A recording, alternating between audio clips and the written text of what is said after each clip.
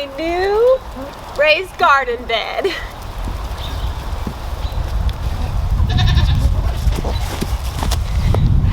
So when my husband asked me if I had any projects I'd like done for Mother's Day, of course I pulled out my list, a very long list, and I said, here, pick a project. Any of these I would be real happy to have done for Mother's Day.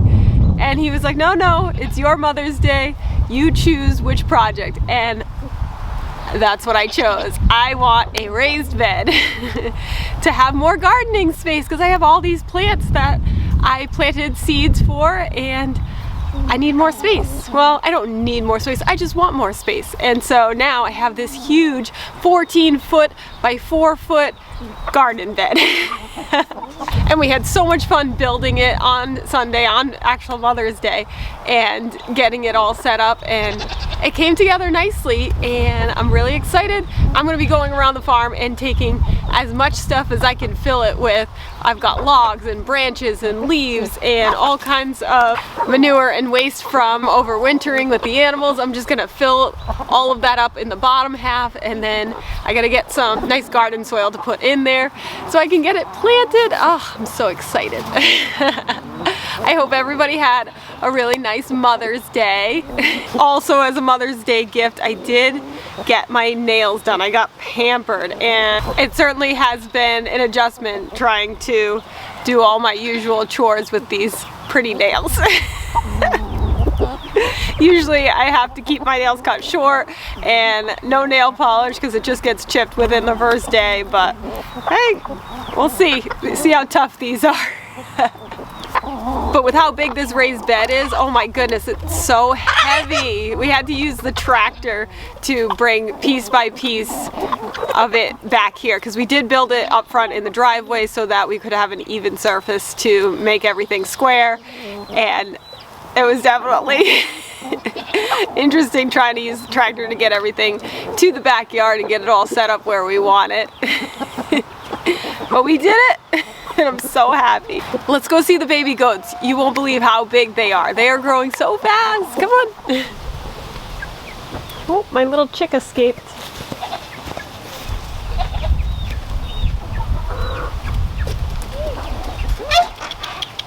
You gotta go in.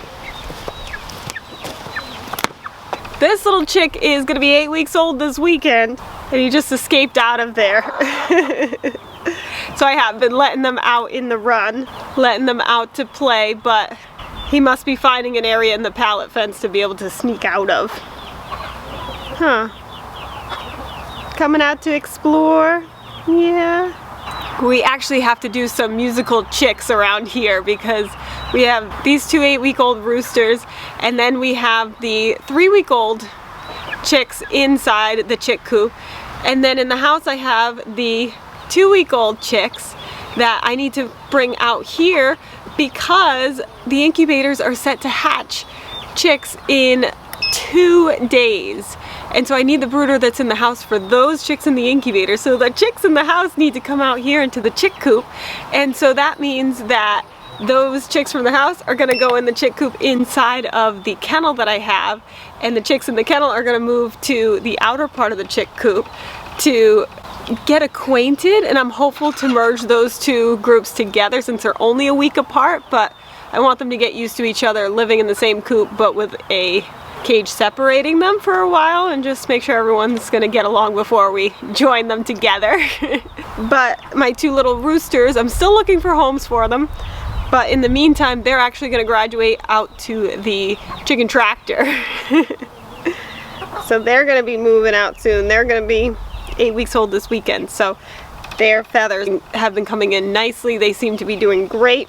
They still have their little heat lamp, but they're very rarely under it. They spend most of their time far away from it. Huh.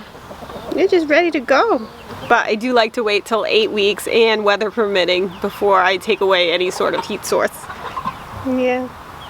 We gotta put you back.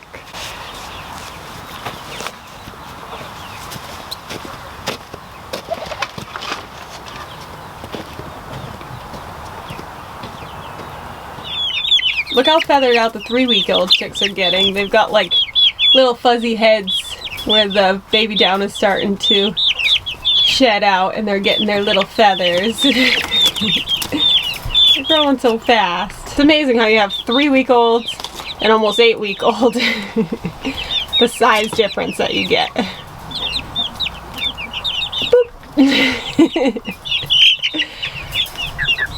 Oh, I know. You're such a sweet boy. Such a sweet boy. Alright, I promised you some goat babies. I know, I'm coming to see you guys. Oh, I brought a little toy for you to play with. Woo-hoo-hoo.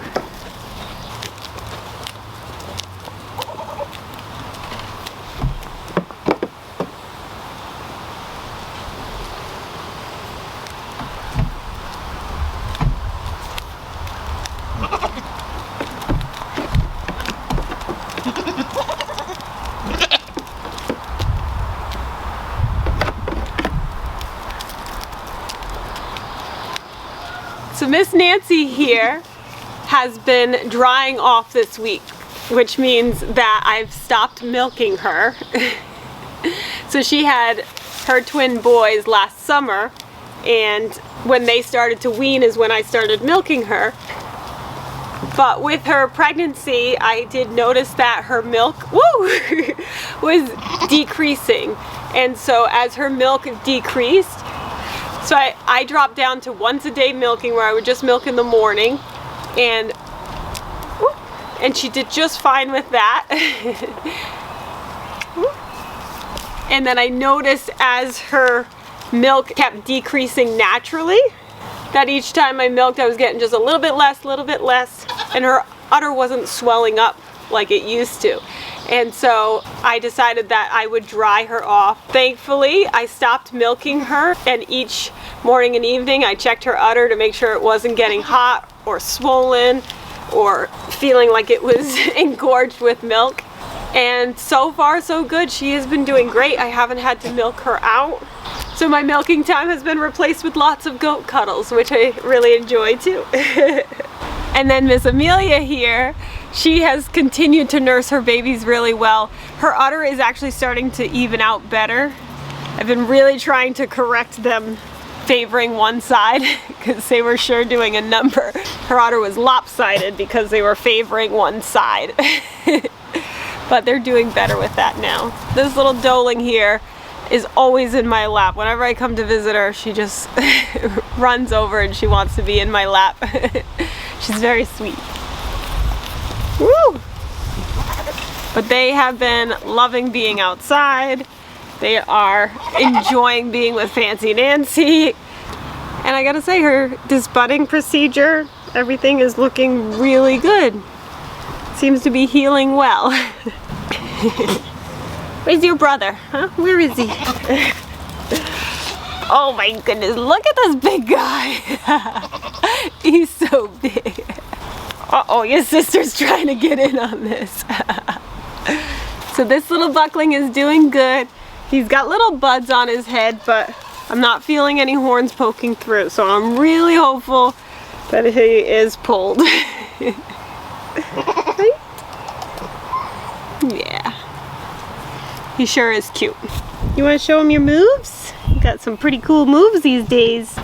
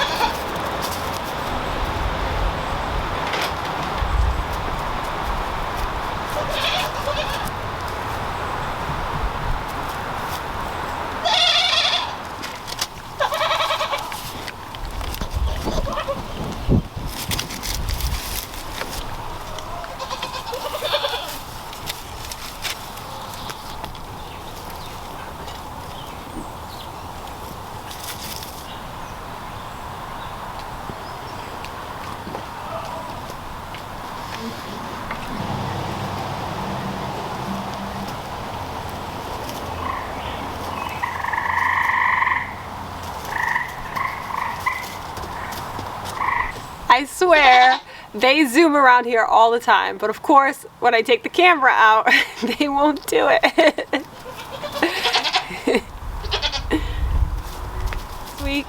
So last week I talked about how my compost pile tower had tipped over and I wasn't sure if I was going to be able to get it to heat back up, and it is a failure.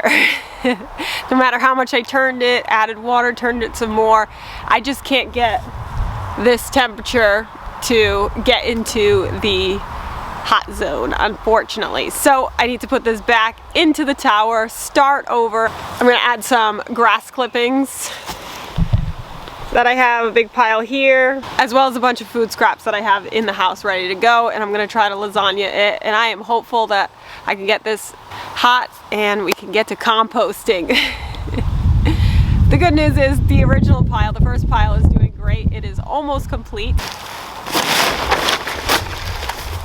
This morning, right before I turned it, this compost pile was at 140 degrees Fahrenheit, so it's hot and it's almost there. So I'm really excited to be able to put this on the garden soon, and I'm gonna add some to my new raised bed once I get that filled up.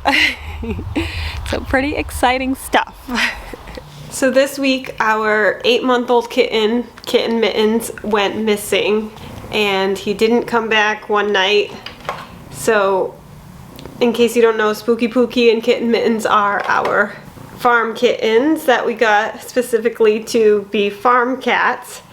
And since the weather has gotten nice this and since the weather's been getting nice this spring, we've been bringing them out for supervised visits.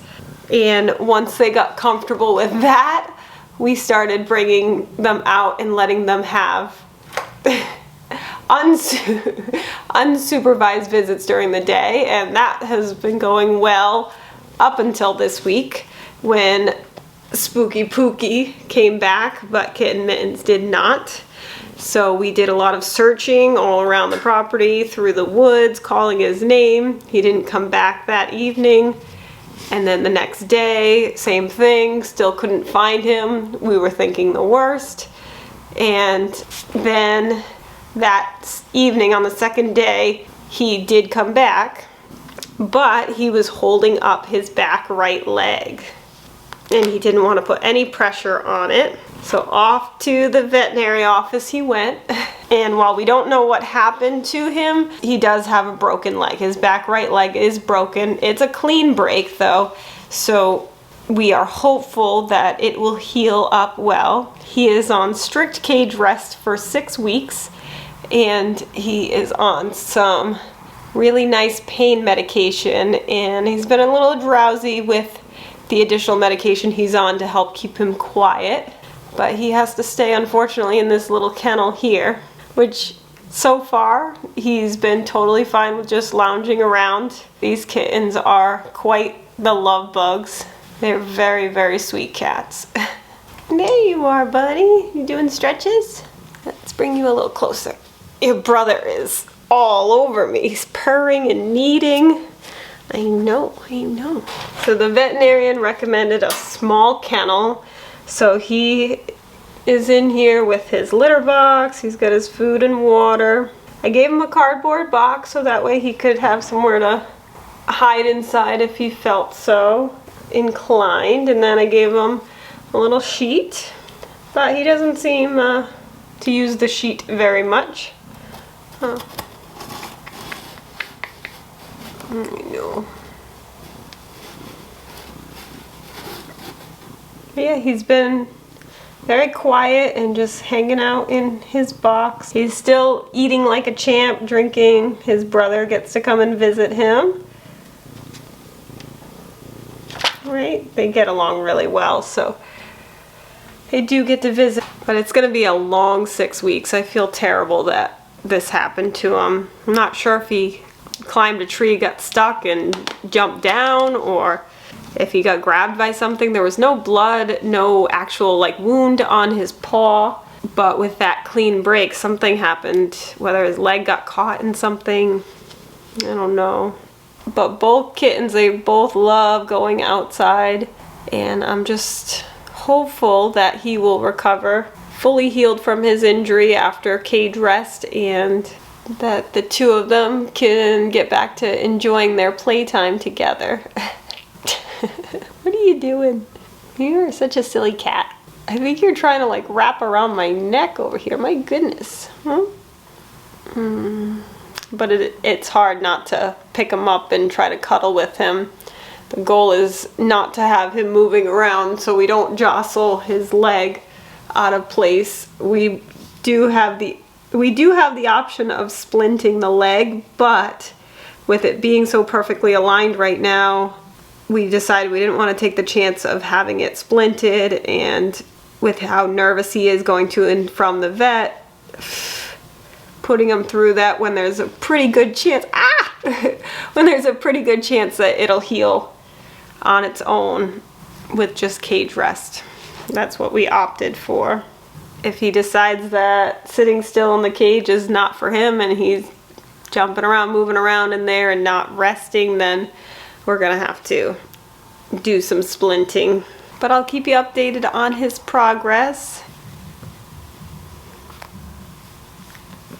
You are just such a happy cat, huh? You're such a happy cat. Huh, Spooky Pookie. Yeah.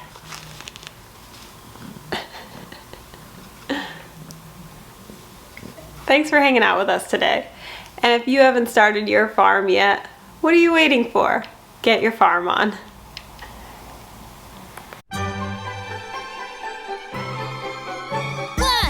1, 2, 3, 4. Do you want a farm? A wicked awesome farm? Watch this channel to learn what to do. We love to farm and we'll show you. Yeah, welcome to our show. Whoa. Just one.